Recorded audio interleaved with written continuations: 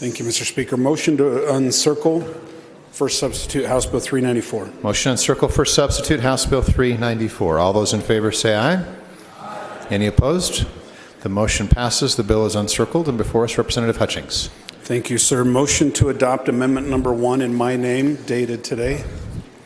Motion to amend, adopt amendment number 1 in Representative Hutchings' name. Would you like to speak to that? I would, sir. Thank you.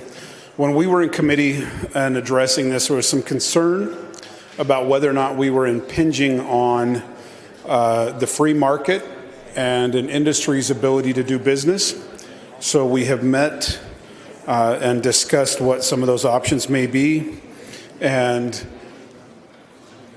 the bill, representatives, is intended to address what we have identified over the last few years as a real challenge to retail theft in the ability for people to be able to steal items and then sell them again in different markets. And so my bill is intended to address pawn shops and secondhand stores that accept secondhand items, obviously.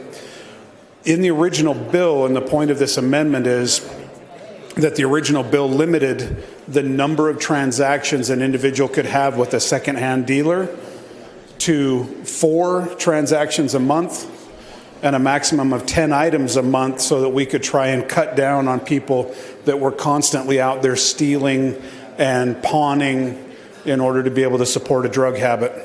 We believe that through the discussions we've had that we can still do the law enforcement side of this, still have a significant impact, but we're removing through amendment number 1 the lines that restricted the pawnbrokers from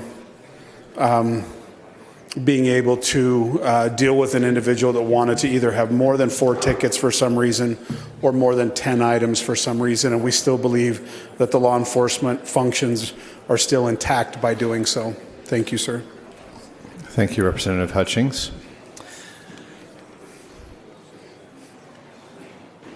We adopted the amendment, right? That was the motion to amend. Discussion on the motion to move amendment number 1. Seeing none, I'll place that. All those in favor say aye.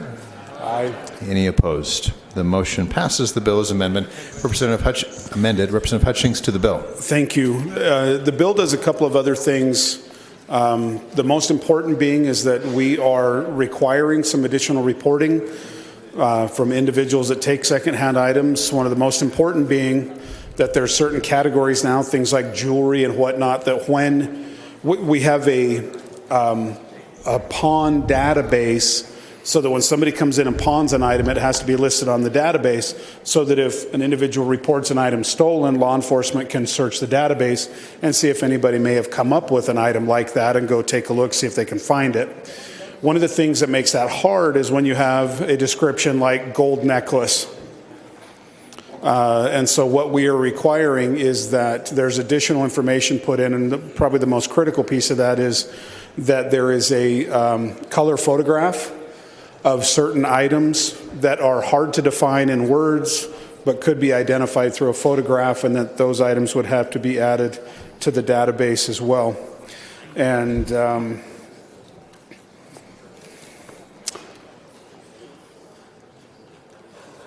that's primarily it, Mr. Speaker. And I'd be open to any questions. Thank you, sir.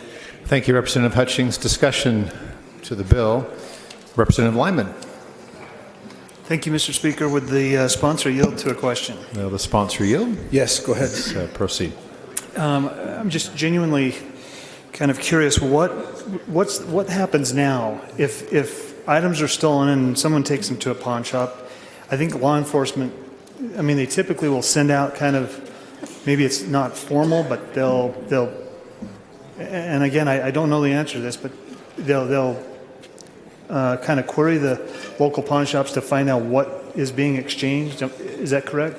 So a big part of what we are requiring, and it's already a requirement, but what we're really pushing is reporting to the database for exactly that reason. But just today I was given another example.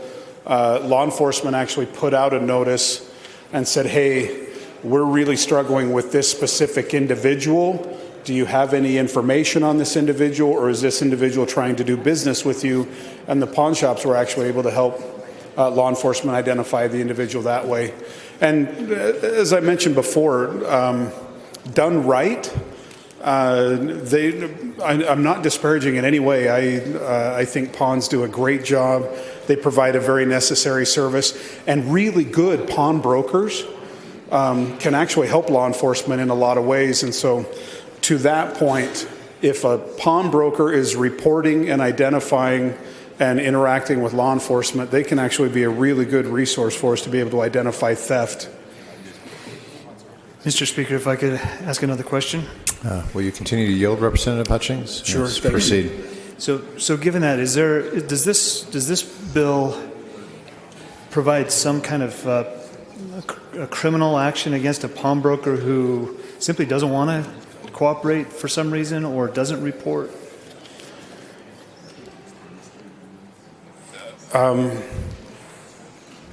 trying to remember. So yes, they are required to report into the database. I'm trying to remember what the penalty to that is. I don't believe it's criminal, but I'm sorry. I wasn't quite prepared for that question. And I'm sorry, I haven't read. That's okay. It's actually a really valid question. I can tell you that the database, there was a very big sting, representatives, done over this last year. It's about a 2-year investigation. The Attorney General's office, with collaboration from some local law enforcement and the Department of Public Safety, did a great job. Used the database, identified outliers that just looked wrong, went in, did a sting operation, and ended up finding some really, really bad actors in this space. Primarily, and the reason that this whole thing got started was because there were certain shops that were taking in just literally pallet loads of brand new items still in the box. And on a couple of undercover videos, or at least one undercover video that I saw, one of those items still had the security little beeper thinger on the top, hadn't even been taken off yet, took it into the pawn shop, and on undercover they got them, just said, oh, here, cut it off, here's a hammer, go out in the parking lot and smash it. And so there are bad actors. So if law enforcement were to find a pawn shop, representative, to answer your question, that is not participating appropriately, it would be red flags, and there's a very high likelihood that they would be under investigation. I'm just not exactly sure. Failure to participate in the database. I know that there's been several criminal charges already filed against the bad actors they did find, criminal charges, but that was for accepting stolen property, not necessarily for the database. So I apologize, I don't know that answer directly. My point is I would prefer to see it, something like this done on a more cooperative, voluntary basis. I'm not sure the level of coercion that's on this, and that's my only issue. But thank you very much. Thank you, Representative. Further discussion to the bill? Seeing none, Representative Hutchings, back to you for summation. Thank you, and thank you to the committee. I believe with the adjustment that we've made, I think we've got a great bill. It's, again, kind of going back to comments I made the other day. My bill was awesome. This bill is awesomer, and I just appreciate the help getting here. Thank you, Mr. Speaker. Thank you, Representative Hutchings. Voting will now be open on first substitute, House Bill 394.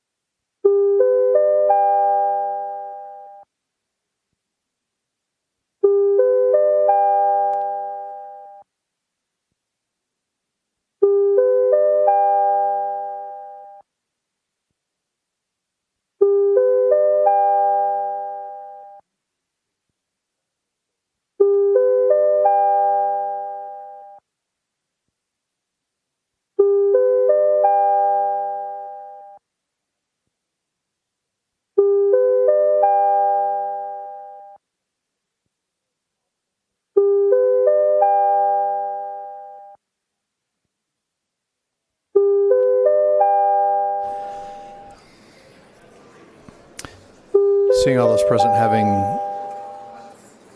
Representative Hawkins. Thank you. Seeing all those present having voted, voting will now be closed. For substitute, House Bill 394 passes this body with 73 yes votes and 0 no votes, and will be transmitted to the Senate for further consideration.